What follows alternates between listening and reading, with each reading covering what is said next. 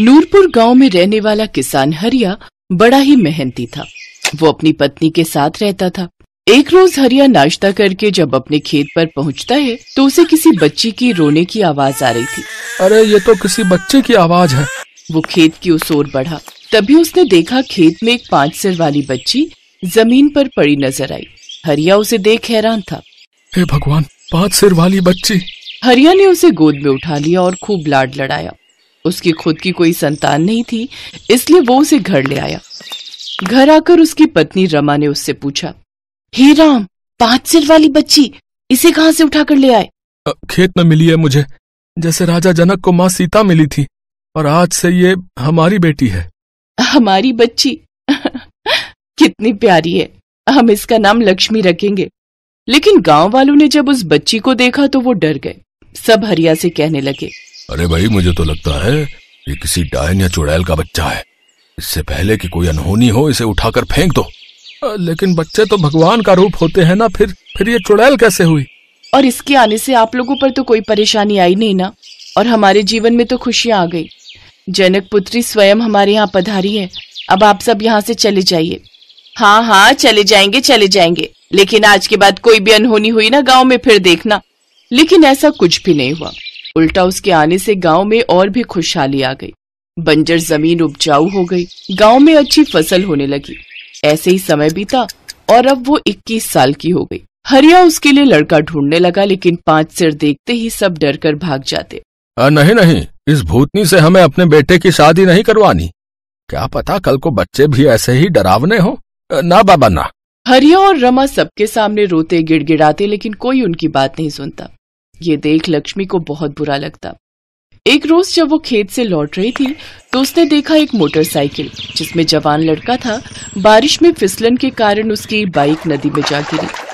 हे प्रभु, ये क्या हो गया? लक्ष्मी भी झट से नदी में कूद गई।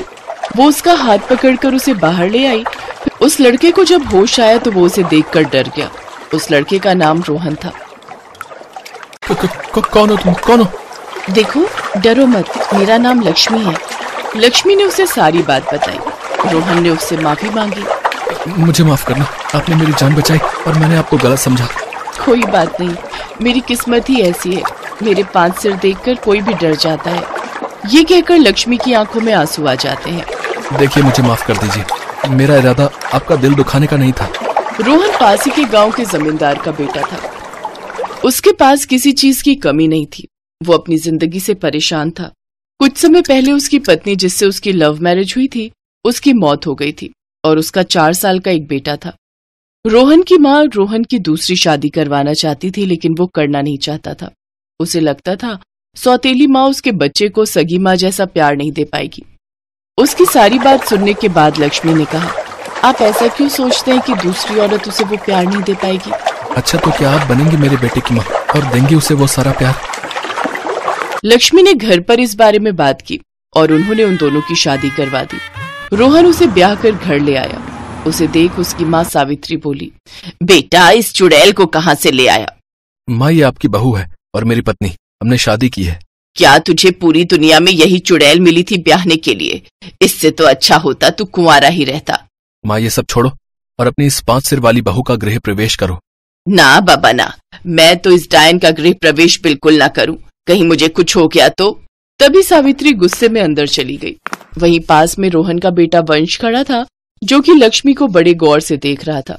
वो झट से मंदिर में रखी आरती की थाली उठा लाता है और उससे अपनी 5 सिर वाली माँ का गृह प्रवेश करवाता है। लेकिन वो अभी भी लक्ष्मी को हैरानी से देखे जा रहा था।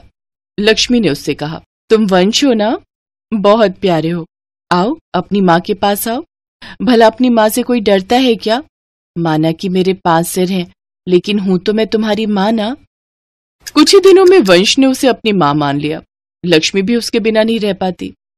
लेकिन कुछ ही दिनों में लक्ष्मी को महसूस हुआ कि उसकी सास सावित्री न केवल उसे नापसंद करती है, बल्कि वंश को भी कुछ खास पसंद नहीं करती। वो गुस्सा आने पर उसकी खूब पिटाई करती। मेरा इतना महंगा कांच का शोपीस तोड़ दिया, रुक तो अभी बताती हूँ। सावित्री उसकी खूब पिटाई करने लगी। माँ जी, ये क्या कर रही हैं आप? इस मासूम से बच्चे को क्यों मार रही हैं? आपको मुझे जो कहना है कह लीजिए, लेकिन इसे मत मारिए। बड़ा लगाव हो गया है ना तुझे इससे, ले फिर तू भी खा। और अगर इस बारे में रोहन से कुछ भी कहा ना तो तेरी और हड्डियां तोड़ूंगी, समझी। ऐसे ही बरसात का मौसम शुरू हो गया। एक बार तो लगातार 4 दिन तक भारी बारिश होती रही, जिससे कि गांव में बाढ़ आ गई। अरे बचाओ, अरे कोई बचाओ, मेरे बच्चे मेरी पत्नी कहाँ गए, कोई बचाओ। पूरे गांव में हाहाकार मच गया। सावित्री ने इस बात के लिए लक्ष्मी को जिम्मेदार ठहराया। देखा रोहन, मैं ना कहती थी ये डायन है, डायन मनहूस। 40 साल से अपने गांव में बाढ़ नहीं आई, लेकिन इसके आते ही बाढ़ आ गई। वो तो शुक्र है अपना घर 3 मंजिला है, इसीलिए हम बच गए। ये सब तेरे 5 सिर वाली पत्नी की वजह से हुआ है। इससे पहले कि हम सबको भी खा जाए, मुझे उसका कुछ करना होगा। ये कहकर सावित्री ने लक्ष्मी को 3री मंजिल से नीचे गिरा दिया और वो बाढ़ के पानी में बहने लगी। रोहन उसे बचाने के लिए आगे बढ़ा, लेकिन तभी उसने देखा कि आसमान से एक तेज बिजली कड़की और उसमें से 5 सिर वाली बूढ़ी औरत प्रकट हुई। फिर उसके चुटकी बजाते ही बारिश रुक गई और पल भर में सब कुछ सामान्य हो गया। सावित्री और रोहन ये सब देख रहे थे। मैंने कहा था ना ये लोग कोई डायन है। तभी 5 सिर वाली वो बूढ़ी औरत गीता बोली, ये मेरी बेटी है। 21 साल पहले मैंने ही इसे जन्म दिया था। हम दूसरे लोक से आए हैं। हमारे यहाँ 5 सिर ही होते हैं। जब मैंने इसे जन्म दिया उस समय सूर्योदय होने वाला था। अगर मैं ये धरती लोक नहीं छोड़ती तो ये धरती गायब हो जाती, इसलिए मुझे मजबूरी में इसे छोड़कर जाना पड़ा और 21 वर्ष के पश्चात ही हम वापस धरती लोक पर आ सकते हैं। तुम्हारी सौतेली माँ ने इस पर बहुत अत्याचार किए हैं। इस पर ही नहीं, तुम्हारे बेटे और पहली पत्नी पर भी। उसकी हत्या जायदाद के चक्कर में इसी ने की है। यहाँ तक कि तुम्हारी मोटरसाइकिल के ब्रेक्स भी इसी ने फेल किए थे। ये सब सुनकर रोहन गुस्से में आ गया और उसने अपनी सौतेली माँ को पुलिस के हवाले कर दिया। गीता जाते जाते अपनी शक्तियों से लक्ष्मी का सिर ठीक कर गई। अब उसका भी सिर आम लोगों की तरह हो गया। अब लक्ष्मी अपने पति और बच्चे के साथ खुशी खुशी रहने लगी। राजू और रमेश दोनों चचेरे भाई शहर से वापस लौट रहे थे। तभी जंगल के पास बने एक कुएं में से किसी के चिल्लाने की आवाज आई, बचाओ बचाओ। रमेश, ये तो किसी लड़की के चिल्लाने की आवाज है। लगता है कोई मुसीबत में है। अरे छोड़ना यार, क्यों किसी के फटे में टांग अड़ाना। वैसे भी शाम होने वाली है, पता नहीं कौन है। बचाओ, कोई है, मुझे बचाओ। नहीं भाई, ऐसे मुसीबत में किसी को छोड़कर जाना ठीक नहीं। अब जब आवाज सुन ली है तो हमें मदद करनी चाहिए। तो नहीं मानेगा, चल देखते हैं। राजू और रमेश उस कुएं के पास जाते हैं, पर जैसे ही वो कुएं में झांकते हैं दोनों घबरा जाते हैं। अरे राजू, ये कोई लड़की नहीं, भूत है। ये भूत देख, इसके 5 सिर हैं। ये तो कोई राक्षसनी प्रतीत होती है। बचाओ, मुझे बचाओ। मैं कोई भूत या राक्षस नहीं हूँ, साधारण लड़की हूँ। मेरा नाम सुधा है। आसपास के गांव के लोग मुझे देखकर डरते थे। उनसे बचती भागती मैं इस जंगल में आई, पर इस कुएं में गिर गई। उसके बाद इस राह से गुजरते किसी व्यक्ति ने भी मेरी मदद नहीं की। मेरी मदद कर दो, मुझे इस कुएं से बाहर निकाल दो। मैं इस दुनिया में बिल्कुल अकेली हूँ, मेरा कोई नहीं है। अगर तुम दोनों भी चले गए तो कोई भी मुझे बाहर नहीं निकालेगा। अरे तेरा क्या पता, तू झूठ बोल रही हो। नहीं, बिल्कुल नहीं। हम अपनी मौत को खुद न्योता थोड़ी देंगे। पता नहीं हम तुझे कुएं से बाहर निकालें और तू हमारा खून पीकर हमें जान से मार दे। ए चल राजू, चल घर चलते हैं। इसकी बातों पर ध्यान मत दे। रमेश, मैं इसकी मदद करूंगा। मैं ऐसे किसी लड़की को मुसीबत में छोड़कर नहीं जा सकता। क्या पता ये सचमुच एक साधारण लड़की हो और किसी कारण इसका ऐसा रूप हो। मुझे लगता है ये सच बोल रही है। पता नहीं मैं तेरे साथ क्यों आ गया। तू खुद भी मरेगा और मुझे भी मारेगा। रुक, पहले मुझे किसी पेड़ पर चढ़ने दे। पता चले कुएं से बाहर निकलते ही ये हम दोनों को खा जाए। रमेश एक पेड़ के ऊपर चढ़ जाता है और राजू पेड़ की टहनियां जोड़कर एक रस्सी बनाता है और उसके सहारे उस लड़की को कुएं से बाहर निकाल लेता है। तुम्हारा बहुत बहुत धन्यवाद, तुमने मेरी मदद की और मुझे बाहर निकाला। पर अब तो मैंने तुम्हें कुएं से भी निकाल दिया, तुम फिर क्यों रो रही हो? अब मैं कहाँ जाऊंगी? मेरा तो दुनिया में कोई भी नहीं है। मैं बिल्कुल अकेली हूँ। मेरे इस रूप को देखकर सब डर जाते हैं। तुम चिंता मत करो, तुम्हें कुछ नहीं होगा। तुम मेरे साथ मेरे घर चलो। अब से तुम वहीं रहना, वहां तुम्हें कोई परेशान नहीं करेगा। मेरे घर में मैं और मेरी माँ ही रहते हैं।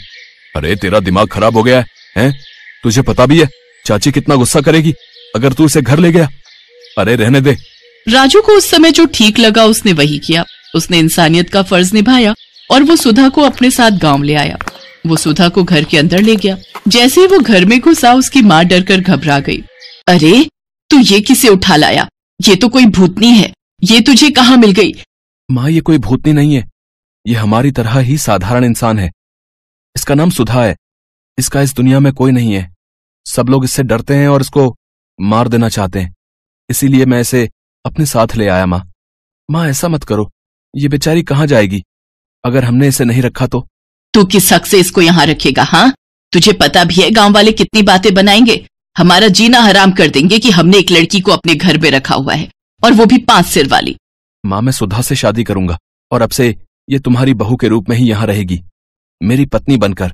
हे राम, अब यही दिन देखने बाकी थे कि मेरा लड़का भी मेरा नहीं रहा, एक भूतनी को मेरी बहू बना रहा है, वो भी 5 सिर वाली। जो करना है करो, पर मैं इसे अपनी बहू स्वीकार नहीं करूंगी, कभी नहीं करूंगी। राजू सुधा से शादी कर लेता है, पर राजू की माँ ने उसे अपनी बहू नहीं माना था। सुधा स्वभाव की बहुत अच्छी थी। धीरे धीरे उसने पूरे घर को संभाल लिया। वो सारा दिन घर के कामकाज में लगी रहती थी, लेकिन गांव वाले सुधा की शक्ल के कारण उसका तिरस्कार करते थे और उसका मजाक उड़ाते थे। जानकी, ये राजू ने ठीक नहीं किया। तुम्हें पता है हमारा रमेश तो इन सब चीजों से दूर ही रहता है। उसने तो राजू को भी मना किया था कि वो इस लड़की को घर न लाए, पर उसने बात ही नहीं मानी। अब देखो, पूरा गांव हम सब पर हंस रहा है, मजाक उड़ा रहा है। तुम्हारे राजू के कारण हमारी भी बदनामी हो रही है। क्या करूं जेठानी जी, मेरे तो सच में कर्म ही फूटे हैं जो ऐसी बहू घर में आई है। अपनी सास और ताई सास की बातें सुनकर सुधा की आंखों में आंसू आ जाते हैं। तभी राजू वहां आ जाता है। सुधा, तुम जैसी हो, मैंने तुमसे शादी की है। चाहे कोई तुम्हें कुछ भी कहे, पर मैं हमेशा तुम्हारे साथ हूँ। आप बहुत अच्छे हो, मुझे गर्व है कि मैं आपकी पत्नी हूँ। राजू के व्यवहार से सुधा को हिम्मत मिलती है, पर कुछ दिनों बाद अचानक उस गांव में भयंकर सूखा पड़ गया। हमने पहले कभी ऐसी विपत्ति का सामना नहीं किया है भैया। देवता हमसे नाराज हैं। लगता है ये सब उस 5 सिर वाली बहू के कारण हुआ है। एक काम करते हैं, तुम सबकी राय पर हम उस 5 सिर वाली को यहाँ से निकाल देते हैं, तभी इस गांव में सूखे की परेशानी ठीक होगी। सब लोग मिलकर राजू के घर जाते हैं और उससे वो गांव छोड़ने के लिए कहते हैं। ठाकुर साहब, आप भी कैसी बातें कर रहे हैं? ये गांव हमारे लिए हमारी धरती माँ है। मैं अचानक अपनी बूढ़ी माँ और पत्नी को लेकर इस गांव से कैसे चला जाऊं? मेरी जमीन है, मेरा काम है।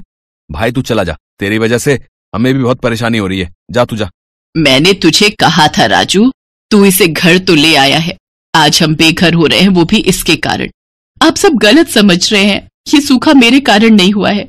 मैं चाहूं तो अभी कभी इस गांव में बारिश कर सकती हूँ और इस गांव को सूखे से मुक्त कर सकती हूँ। ये तो ऐसे कह रही है जैसे इसके पास कोई जादुई शक्ति है। ऐसा ही समझ लो। मैं अपनी सच्चाई किसी को बताना नहीं चाहती थी। वास्तव में मैं एक ऐसे जादुई पंचलोक से आई हूँ जहां पर सबके 5 सिर होते हैं। मैं धरती पर अपनी इच्छा से घूमने के लिए आई थी, पर मैं नहीं जानती थी कि धरती के मनुष्य मेरे पीछे पड़ जाएंगे। मैं अगली अमावस्या तक वापस नहीं जा सकती थी, इसलिए मैं राजू के साथ यहाँ आ गई। पर राजू का स्वभाव बहुत अच्छा है, मुझे सच में उनसे प्रेम हो गया है, इसलिए मैं अपने लोक वापस नहीं जाना चाहती थी। पर आज मैं अपनी शक्तियों से इस गांव में बारिश करके अपने घर लौट जाऊंगी। राजू, मुझे माफ कर देना, मैंने तुमसे सच को छुपाया। अचानक सुधा के प्रत्येक सिर से एक दिव्य रोशनी चमकने लगती है और वो रोशनी आसमान की तरफ जाती है और अचानक आसमान में बादल घिर आते हैं और जल्द ही हल्की बारिश होने लगती है। बंजर खेत हरे भरे हो जाते हैं। तेज बारिश से पूरा गांव और खेत खलिहान भीग जाता है। सब लोग बहुत शर्मिंदा थे कि उन्होंने सुधा पर शक किया। तभी आसमान से एक युवक और एक युवती उतरते हैं। उनके भी 5 सिर थे। माताश्री, पिताश्री, आप और यहाँ? मैं तो घर आने ही वाली थी। नहीं बेटी, अब यही तुम्हारा घर है, तुम्हारा ससुराल ही तुम्हारा अपना घर है।